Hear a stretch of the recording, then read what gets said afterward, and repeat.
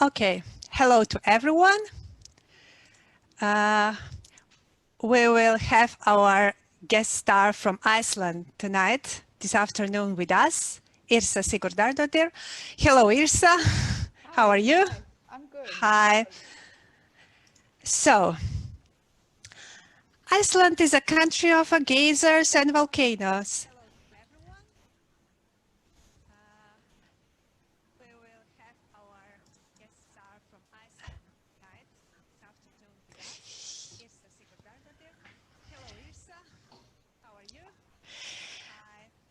Iceland is a country of geysers and volcanoes, the country of heroes and Vikings, trolls, but also the country of creepy crime thrillers. When Halldór Laxness was awarded with the Nobel Prize for Literature in 2055, the public learned for the first time of the Icelandic literature. Today is quite different. As much as Björk is a worldwide famous singer and artist, so are the writers of the Nordic noir novels. One of the best storytellers of its art is Yrsa Sigurðardóttir, a scientist and an engineer, but even more famous as a writer. In 2017, our publishing house Antolog from Skopje published the first one from the serial of the crime novels with Dora Gudmundsdóttir Last Rituals. The interest for her novels has increased with the time, and shortly after followed the publication of the second title, My Soul to Take. The last year, the novels DNA and Reckoning were published with the support of the Icelandic Center for the Literature, as well as the title Absolution, which has just recently been released, and it is the immediate reason for this interview. In the scope of Bookstar 2020, the Festival for European Literature, traditionally organized every year by Antolog Publishing House in October here, this year we decided to introduce a week of thriller and crime books authors. Our first guest is well-known Yrsa Sigurðardóttir. Hello, Yrsa, and good afternoon. Hi. I think you felt pleasant and nice here this evening, and we will have a pleasant conversation. You're one of the most read and sought for thriller authors out there. The British Times counts you among the 10 best women authors of its art in the world. Your novels are translated worldwide. How does it feel to be Yrsa Sigurðardóttir? Just the way it felt before, before my books became published abroad. It's very nice to have readers. Can you hear me? Is my voice okay? Yes. Yeah, it's okay. Okay. So it's the good thing about being translated is that you get the opportunity to have more writers, because Iceland is a very small country with only 350,000 people. So it's kind of nice to have the opportunity for more people to read the books. So that's very nice, yeah. We started with our first book here published in Macedonia. It was 2015, I guess. Last Rituals, and with this novel, actually, you have attracted the attention of the Macedonian readers, who we can freely say were hungry for crime and thriller novels. The Icelandic Nordic noir and its Chilean addition to the storytelling are not very familiar to this region here. Perhaps that's why the readers find it exotic. Tell us a bit more about this series of books, which I believe started in 2005. Am I right? Yes. It's when I started writing, I started writing for children. So I wrote 5 children's books, and then I won the Icelandic Literary Prize for children's books for the last one that I wrote. And then I decided that's fine, I'm not going to write anymore. But after 2 years of not writing, I wanted to write again, and I wanted to write for adults. And it made sense to write what I like to read, which is crime. So I started my first book, and it was from the beginning clear to me it was going to be a series, because I find, I don't know, I like reading series, and and the focus, I decided to have like the main character a female, because all of the people who were already writing crime novels in Iceland were writing about men, policemen, and I thought, you know, I want to do something different, so I wrote about a lawyer, a female lawyer, and I think in that series there are 6 books, and then I took a break and I wrote some horror, and then I started the series that is now in publication in Macedonia, which is the Huldar and Freyja series, where there are two protagonists. Yes. Genau. Yeah, that's right. This was my my second question. Was the success of Last Rituals crucial to your decision to continue with this genre? I think so, in a way, yes, but also, I mean, if nobody wants the book, nobody's going to publish the book. But as a writer, you have to write, you know, what you really are enthusiastic about every time, and that is the reason I've only written 6 books in the Thora series, and there's only 6 books in the Huldar and Freyja series, because I get tired and I don't want to write something I'm not like very, very enthusiastic about. So I just now finished a book that's like a horror book. So it's you have to find something that you're really super interested in. But the next one I'll write is probably going to be a new series. Yeah, great. Dora, actually, the character of the first serial, is a successful young lawyer and a single mother too. How close is and typical is Dora to the modern Icelandic woman? Yeah, I think she was supposed to be very Icelandic in the sense that she has a career, she works, and then she also has a family, and that does not stop her pursuing her career or her family issues, and so she's supposed to be very typically Icelandic, and I think she is actually. Not that everybody in Iceland is divorced, but that's quite common. I guess. So, are you planning to write another Dora adventure, or you have already finished with this topic and this serial, of course? Yeah, I've finished. That's done. Yeah. That was the first one, so Dora is ended. Yeah. Yes. Yeah. Okay. The analysis of your novels often have the terms chilling and creepy as a quality. The brutality of the violent criminal actor on one hand, towards the innocence of the victim on the other, is the extreme usually encountered. Is this typical for the narrative of this genre, Yrsa? Well, it depends on the writer a little bit, but I think it's very difficult to have murder without violence. Yes. I mean, there are ways of doing it, maybe poison, I don't know, but murder is always a violent act. So the thing is, you have to write about it, but it's to maybe not go into every single detail. And usually in my books, even though people consider them quite violent, the violence, it takes place after. I mean, you see the violence after. You don't follow every blood drop when it splatters on the wall. You see what has taken place through the eyes of the people who come onto the scene. And usually there are reasons for the murder. It's not some woman in a basement being tortured, you know, so it depends on the author.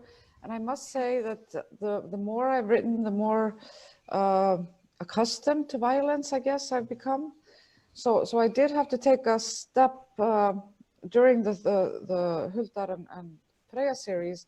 I did do a little bit of self-examination to think, okay, am I always going to write about more and more creepy and disgusting murders? You know, how is that going to end? So I did tone back the violence a little bit mid-series, just to not go into torture porn, you know. Yeah. Speaking about creepiness and the murders, where does the inspiration for the murder instruments come? For example, in the DNA, the murderer uses vacuum cleaner as an instrument, as a murder weapon. Yeah. It's really unusual, I guess. Yeah, I think that was my 10th crime novel that I wrote, and I wanted to do something different, you know, and I put a lot of thought into, like, how do you kill someone? What is it that if you remove it, you know, the body dies? So, and one of them is, of course, if you can't breathe, and somehow I came to that idea, and yes, and I asked, you know, my sister is a doctor, and she said, you know, definitely this would work, and I really hope nobody ever tries this. It's a horrible method of dying, but yeah. But it was, and it also has to do, of course, with the character of the murderer, how he or she, you know, is as a person. So that was it. But it was fun to write. I like creepy. I've been a fan of creepy since I was a kid. So I think that also comes into play, because I think not only me, but every author, what you do is you're writing the book that you would like to read. Yeah. That's what you try to do every time. And this is just what I would like to read. Yeah. Yeah, of course. Now let's speak about the second serial, The Children's House, which is also very famous. The one with the Commissioner Holder and the psychiatrist Freya. Yeah. We have DNA and the Reckoning, and we are waiting for Absolution to be released any moment now in Macedonia. Yeah. This is the newest serial focusing on the children and child psychology. You received an award for of the Danish Academy for Crime Authors for the DNA novel in 2016, and it is also the best crime novel in Iceland. Tell us something more about this serial of books. Yes, it's a series of books with two main characters. One of them is Huldar, a policeman, and the other one is Freya, a female who is a child psychologist. And they have a very difficult relationship, and because they have they had slept together like a one-night stand, and he had left in the morning and not given her the correct name and so on. Yeah. So their relationship is difficult, I guess. Typical. But and they're very, very different people. Freya is very focused on her career. He's more relaxed and not really sure if that's what he wants to do, be a policeman. He certainly does not want to be in a managerial position within the police force. And together, these two, you know, people who really don't fit very well together, they must tackle, you know, crimes. And in this series, I tried to take on things that have sort of been wrong in the society in a way. So there is discussion on, for example, the one that's about to come out is about bullying, social media bullying, and so I tried to take these things that I think you know, need a little bit closer look and make them into the reason for someone to kill someone. Yeah. Let's go more in detail in this for this novel. Actually, a young mother is killed in front of her 7-year-old daughter. This is how the novel DNA begins. Here we have criminology and forensic investigation intertwined, but above all, child psychology. That was interesting me actually. As an author of children's book, I would like to ask you, how close are you to the child's trauma in the story? Can you find maybe yourself in the role of Freya, and how close are this child psychology to you in general? Yeah, I'm not a child psychologist. I'm not, but I did a lot of I got a lot of help from the Icelandic Children Protection Agency, because this children's house that's described in the book where Freya works, that's an actual place here. That's actually used by the courts and the police to obtain testimony from children. So it was established so that when a child is a victim of crime, and or a witness to a crime and needs that is spared the trauma of having to go to a police station, having to go to a court, and it's all done through like a two-way mirror or a CCTV camera. And it's a child psychologist always talking to the child. And I found this a very interesting and a very, very nice institution. So I wanted to try to use that in the books. And I got a lot of help with like how this is actually conducted and lots of stuff to try to understand what it is that they're doing and how they do it. So I think you know, they were happy with the end result. There was no like complaint that I had got it completely wrong or anything. Yeah. I have another question for this novel. What is the significance of the title of DNA in relationship to the story? Yeah, it's quite it's a very it's very, very connected to the actual ending. Like, why are these murders being conducted? And that has to do with DNA. Yeah. Yeah. I just want to check out if my impression was actually true. Yes. Yeah. Thank you. This serial have already 5 books. Am I right? 6. 6 books. 6 now, yeah.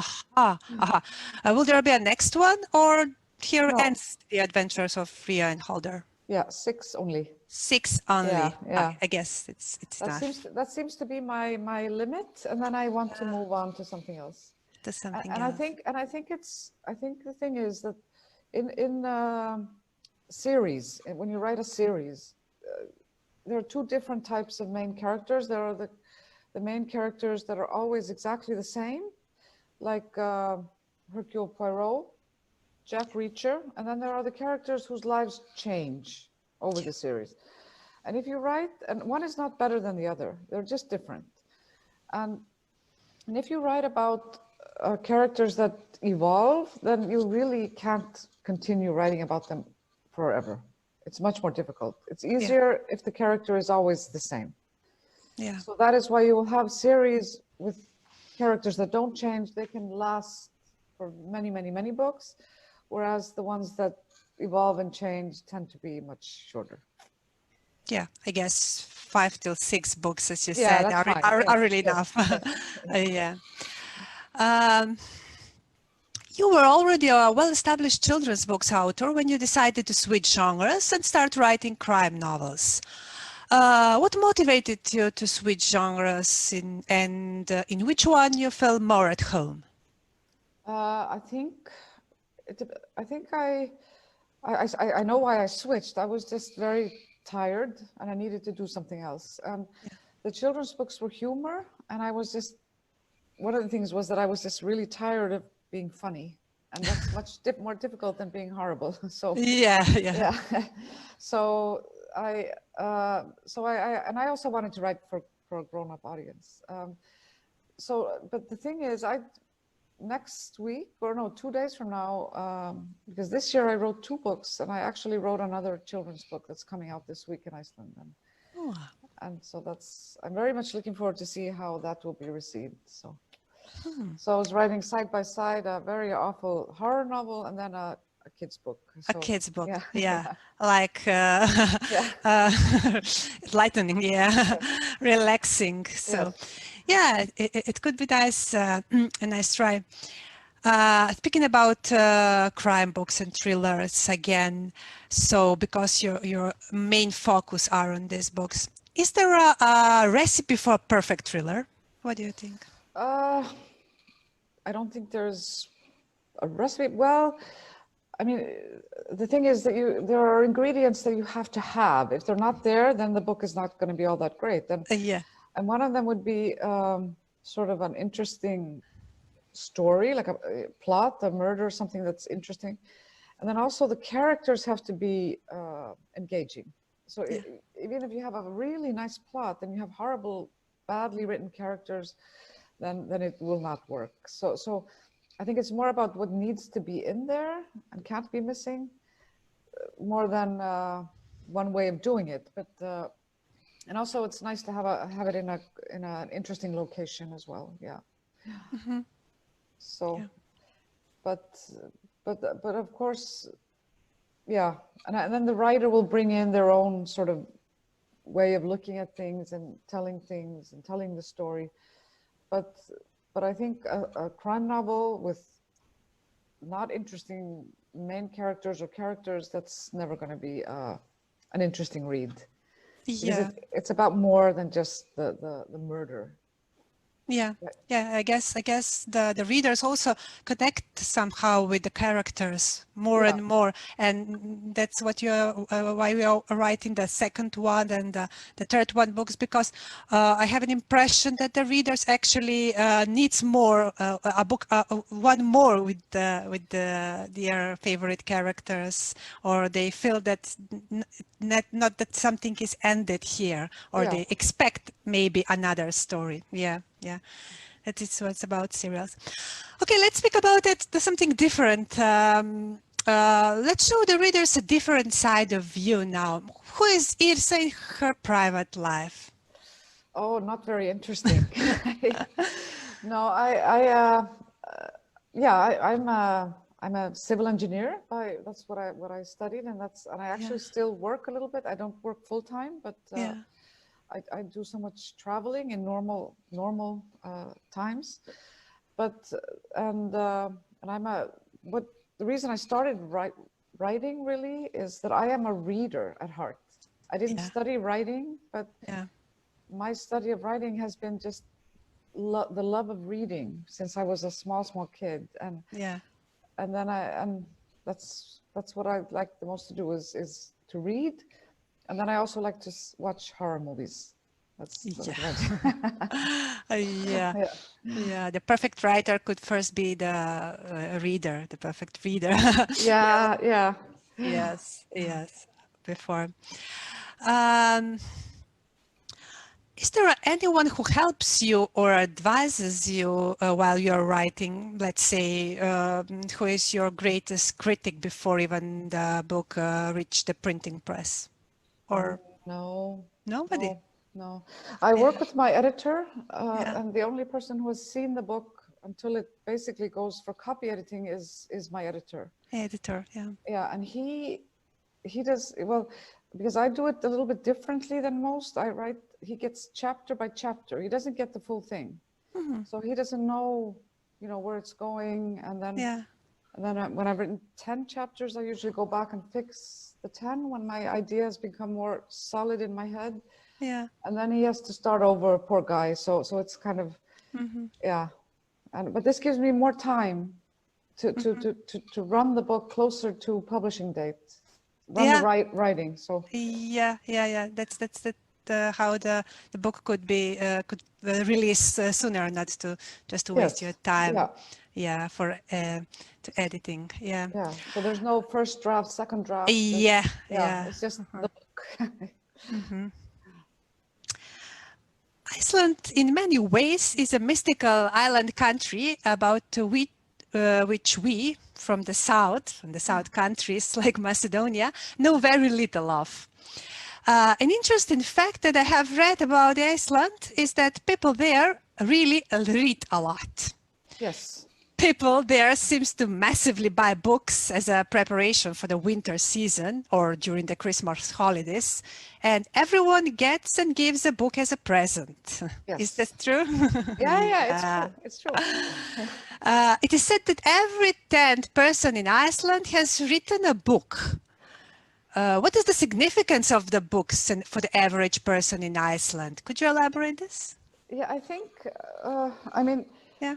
Iceland is not like many of the European countries, like Macedonia, for example. We don't have this rich history of our history goes back to 800 upon settlement, Mhm. but this was farmers basically. So we don't have anything. We don't have any castles. We don't have any, they built things out of mud.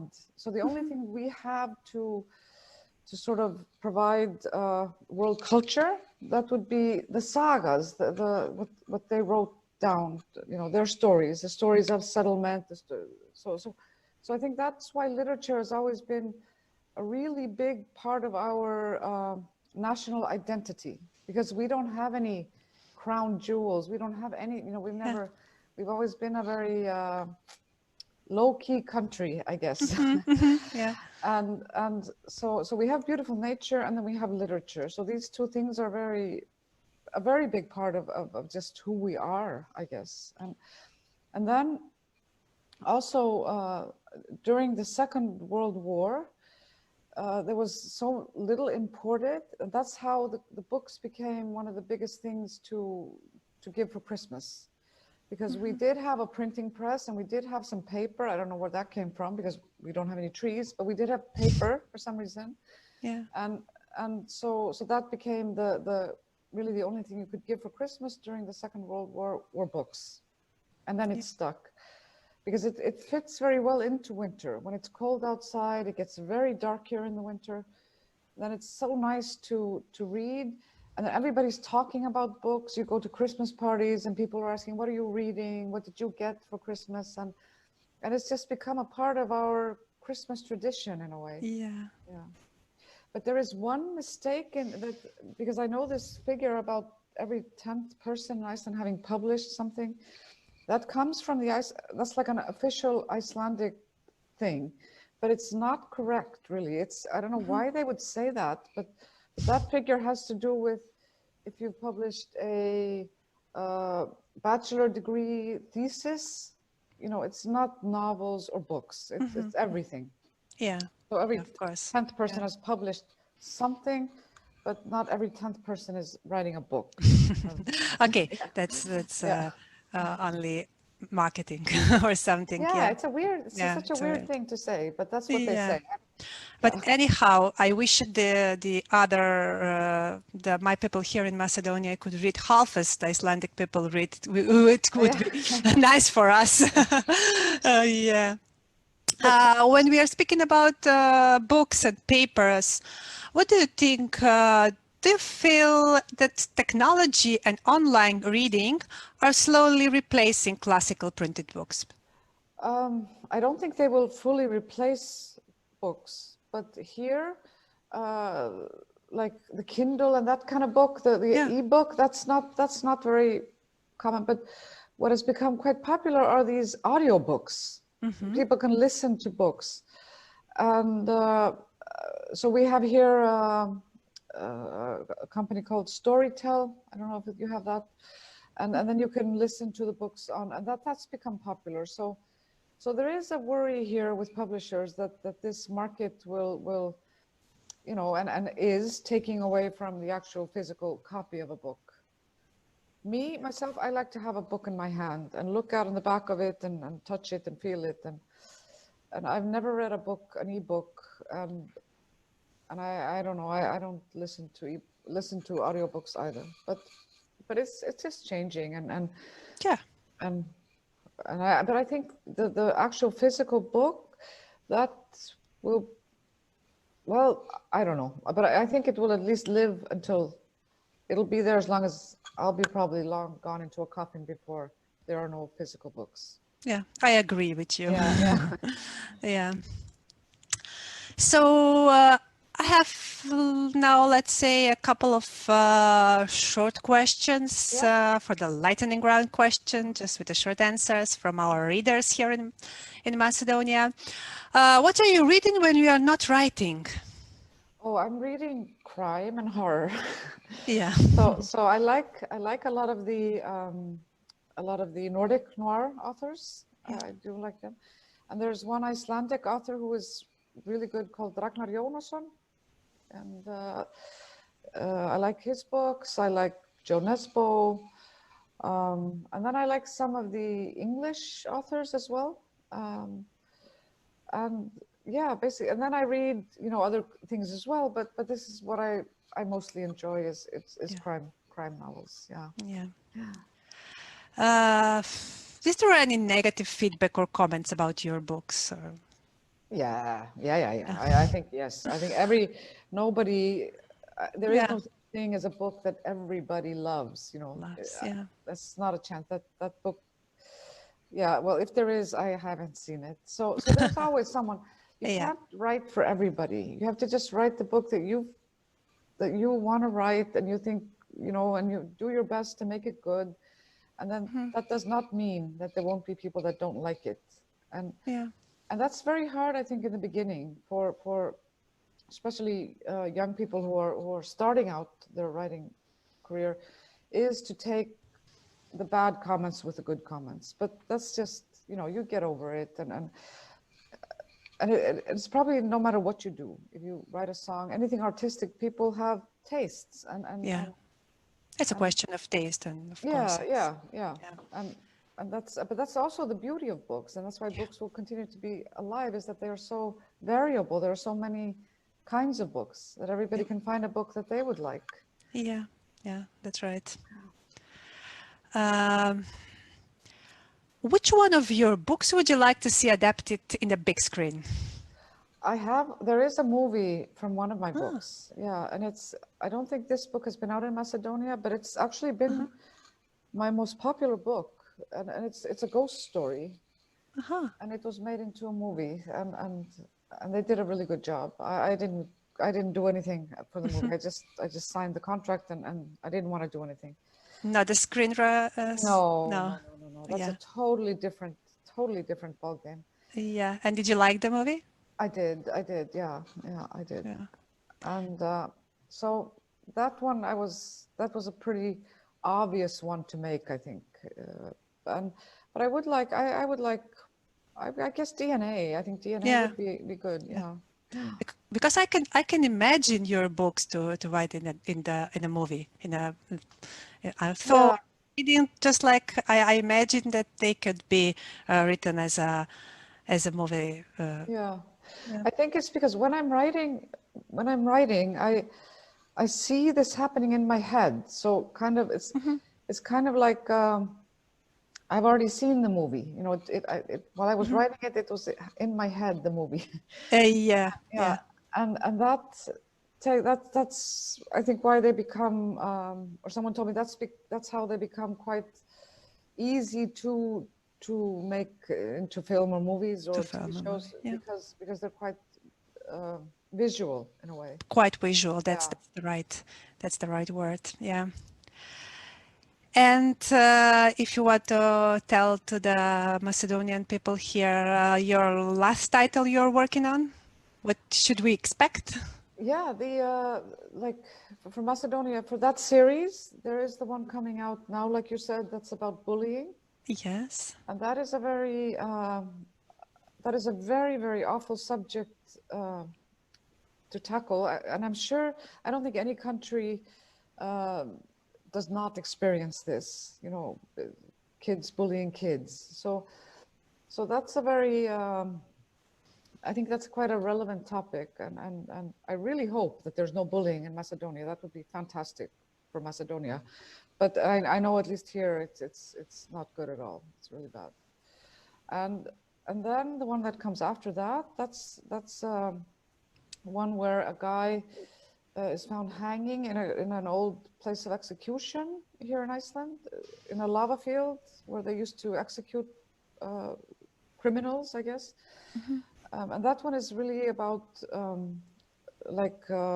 revenge porn and sharing of porn photos or photos, naked photos and things. Yeah. And then there's the one after that. That one is about a doll. That one is actually quite creepy, and it's a doll that comes out of the ocean, and it ends up that this doll causes many murders without the doll being the murderer. It's not a Chucky book. And then the last one in the series is about surrogacy. You know, when people pay women to carry the children. Yeah, and that one I enjoyed a lot writing, because I think also that's a very difficult subject. That's the interesting subject for another. Yeah, it's quite tough. It's a tough subject. Yeah, it's tough. Yeah. So anyhow, we will expect new titles from you here. And I guess in the incoming years also the other popular books will be translated in Macedonian. If your crime novels or thrillers are more famous, or your children's books, what do you think? Which are more translated worldwide? Definitely. None of the children's books have been translated. Yeah. But I Oh, think, that's only local for in Iceland. Yeah, they're totally local. But this new one that I just wrote, I think I would be very surprised if that one is not translated, because it's the thing with children is that children's books, children don't want to read about, like, the kids in Macedonia, for example, they would not want to read about a kid in Iceland. That's not, they would rather read about a child in Macedonia or a child in a very, very different, something totally crazy like Harry Potter, like a magic world. So they don't like reading about children in situations similar, but not their own. Yeah. So because this book is this kid's book that I just wrote is sort of seen through the eyes of a cat. So it's a cat telling the story, and so it could be anywhere. He doesn't know where he is really. So I think I would be surprised if that doesn't get translated in some countries, but who knows? Who knows? Yeah, why not? I would like to read one of your children's books, but why not? We need to also, we can translate it interesting children's books also in the other countries. Yeah. I'm curious about your children's book. Maybe we will. Yeah, we'll see. Try to. We'll see. Yeah. The new one. This is the new one. Yeah. So now we have also the other public readers from your books here. So maybe they have some question to their favorite author, or so. Yes. Hi. Hi. First of all, thanks, Antolog, for the opportunity to meet Yrsa. I am very glad to be here in this meeting. Yrsa is my revelation for this year.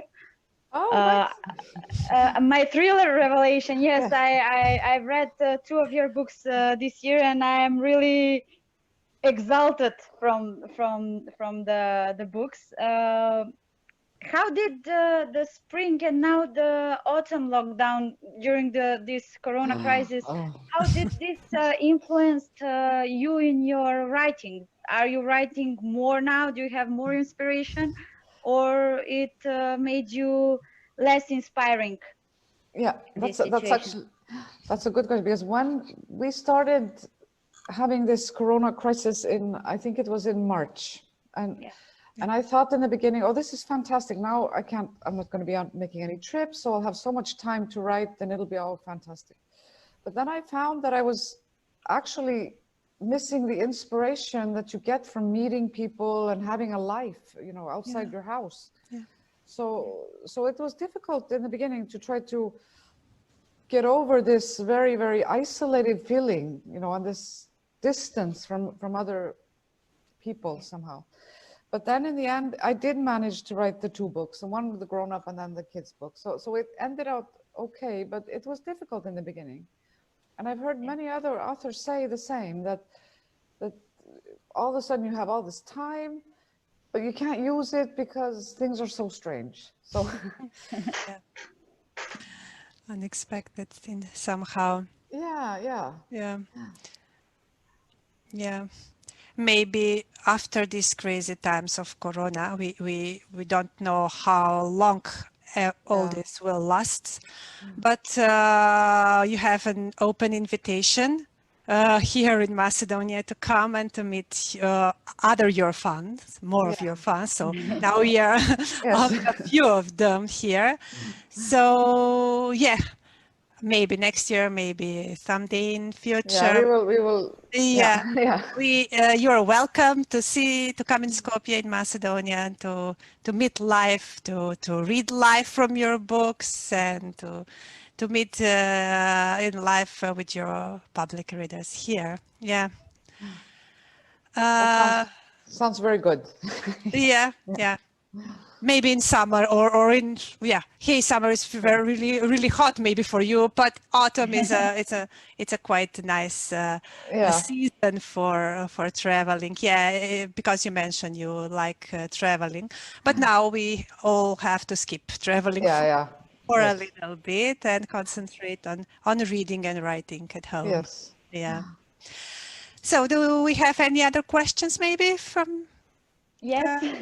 Yeah, yes. please, Milena. Yeah. You said that you like traveling, but many of your books are mainly settled up in your home country, in Iceland. Can we expect something new, some new country in your next books, or not yet? Have you ever thought about that? I did write one that took place in Greenland from yes, only yeah. But no, I think the thing is, I think I'll stick to Iceland because that's sort of, I know Iceland quite well. And I think it's, the books are better written from someone who's local. So if I read a book, you know, that takes place in Macedonia, I would absolutely want that to be by a Macedonian author, not an American author or German or whatever, you know. So that's my opinion. Then of course, you know, other authors could probably write fantastic books, not from their own country, but for me, this is the place that I know. This is a place that I can describe, and so I think I'll stick here. I think so. Yeah, but I think I will. That being said, I think that at some point I would like to write a story that takes place in space. Yeah. That would be interesting. Yeah, a murder mystery, you know, on a space station or something. So who knows? Yeah. Yeah, and that's true. I also think that your kind of books are situated in Iceland. That's the place where they could continue. Yeah. Okay. Thank you. So, if we could have maybe other questions or. I don't like to sound boring. Okay, we have time. Yeah, just for a few questions only. Yeah. We know that all your books are mainly fictional. There are no real situations, but are there some elements, maybe some elements in the characters or something in this events that happens in your books that are from the real life? Have you inserted something from your personal life into those books? Absolutely. Yes, I have. And also from, not only from my personal life, but also from like the book number 2 in the Huldar and Freyja series. That is actually based on something that actually happened. It didn't end the same way, but it was the system letting down a little girl in the worst way. And so that's sort of I took that story and I made it even worse.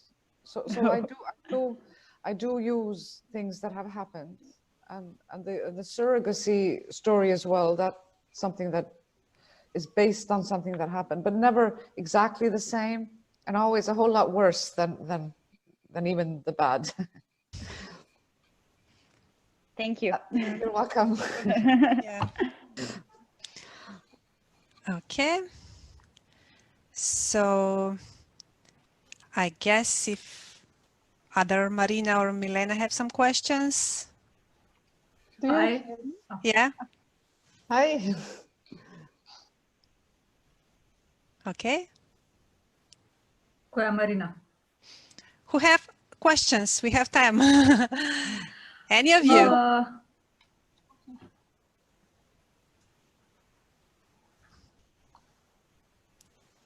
Okay.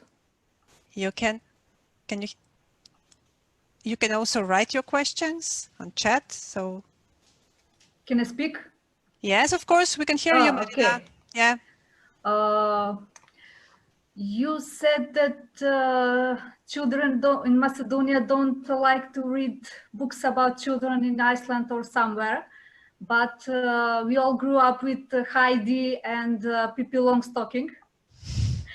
So translating your books is not that bad idea. Yeah, yeah. Yeah. Yeah, we agree with that. That's the next one will be this new children's book in Macedonia will show up. Yeah. I hope so. I hope so. We all loved Heidi, and we all loved Pippi Longstocking. Yeah, Yeah. yeah. That's the same. I read Heidi and I read Pippi Longstocking Yeah. and all of this, but it's at least this is what I was told by someone in the publishing, that maybe it only applies to people in England. I don't know. Maybe that's the case. Could be. Yeah. That they because English is such a big language, so they have, you know, so much stuff coming from in English that they don't need the translations. I don't know. Maybe that's the case. I wanted to ask, how does your working day look like? Do you sit and write and concentrate on writing, or you carry a notebook with you and write your ideas and then just polish them and make a chapter? Yeah, I usually, it starts, in the beginning, it's more about doing the research and trying to go to the areas where I'm writing from, looking at, you know, things and trying to sort of get the idea into one big idea, because usually it's a tiny idea in the beginning and then you have to make it bigger. And then I start writing and then I'm quite relaxed, you know, I'm not in a hurry. But the closer I get to my deadline, the more the day is just writing. So in the end, I'm writing like a chapter a day because I have to. So it's and then also the closer you are to the end of the book, the less opportunities you have to change things. So the most difficult is in the beginning, and then in the end, you're just basically going over the finishing line with the story. So it depends. I don't have like a fixed schedule. Like I wake up at this and I write for this hours, and I definitely don't write like every day. So some authors do, but I don't. I like to write when I'm focused, when I know what I'm gonna be writing, and I find that's a more efficient use of my time. But I do always carry a notebook to write down things that I, you know, that I think of during the day and so on. Yeah. Especially on the nightstand, because very often I'm lying and I'm falling asleep and I get a great idea and I think I'm going to remember this tomorrow. I have to remember this tomorrow. And then always when I wake up, I don't remember anything. Yeah. So you have to write it down. Write it down. Yeah. Yeah. Yeah, of course. So how could you manage to write so many books when you're not writing every day? So like 2 books in a year? Well, this is the first time I've done 2 books in a year, but I think it's a question of being focused when you need to be focused. Discipline in Yeah. writing. Disciplined, I guess. Yeah. Yeah. So, yeah, Marina, you have another question? Yes. I didn't see the movie, but I read that there is a movie about one of your books that's not part of the series. How did you like your book on the big screen? Is there any chance that we see the series, maybe Dora series or maybe Children's House series on the television? Yep. I really liked the movie. I thought it was really good, and I did a kind of a big change to the timeline because I wasn't involved. I didn't know when I went to see it, the premiere. That was the first time I saw it. So I saw it completely fresh, and I thought it was really good. I really liked it. There is a guy who has the Thora series for TV, and this has been for a long time. And so yeah, hopefully one day. It's very difficult to say with film and TV. And there's another option out there with one of the standalone novels for a film. But the thing is, I just step away. If it happens, it happens. You learn with time that you don't get super excited about this because it takes a long time often, and a lot of it doesn't happen, even though people are enthusiastic in the beginning. It's somehow they move on to other things. So, and one of the things I learned, for example, the movie, I think it was 5 years. They bought it immediately when it came out for a film, but I think it was 5 or 6 years later that the movie came out. So you never buy a dress for a red carpet the moment you sign You wait. Yeah, because it is out of fashion. Yeah. Yeah, it lasts for years sometimes. Yes. Yeah. But I hope so. I hope that would be nice. But it's something that you can't as a writer control, and you just have to, hope for the best. Yeah. Okay. So, do we have any other questions? No. Okay. So, I have. yeah, please. Okay. What happened? Yeah, Milena? No, not me. Not. I asked everything. I wanted. Okay. Marina? You hear me? Yes. The other Marina? Yes. Something with the internet. I think microphone is on. Yeah, we hear you. Yeah. Internet Just go on is, with the question. not quite good. I just thank you for the opportunity to be here to meet Yrsa. I love you very much. I love your books. I read 3 so far. I tried to watch the movie about Remember Me, but I was too afraid of the movie. Others try, and I definitely was thrilled by this book, and this is I want. And also the other took the questions I got, so not take too long. And if you ever come to Macedonia, definitely come to Ohrid. It has a great place to inspire. Yes. Absolutely. We will invite her. Yes, or actually, there is an open invitation for Yrsa up from next year when everything will be okay. He will come for sure here. So yes. Okay, so thank you very much to all of you, to our guests here, and especially we were delighted to have this afternoon Yrsa with us. Thank you very much, Yrsa, for the time you spent with us, and at the end maybe you have some message for your readers here in Macedonia, or yes, we'll absolutely. see you Yeah. shortly. I just wanted to say thank you for this opportunity to speak to and thank especially those of you who were here on camera live. Yeah. And that I'm just really looking forward to one day coming. Yeah. And also, just take care, stay safe, and this is going to be hopefully all over soon for everybody. Yeah. And read books. Yes, read books. Yeah, just to mention. Just to mention that only 3 or 4 of your fans were selected to be present here. Also, the other could only follow on a live stream on Facebook. Yes, so only the shortlisted were here. So for the other fans of your book, see you next time for the other occasion. Let's say next year when we're all free without Corona, and see you again. Yeah. Thank you very much. Goodbye. Bye-bye. Bye. Bye. Bye. Bye.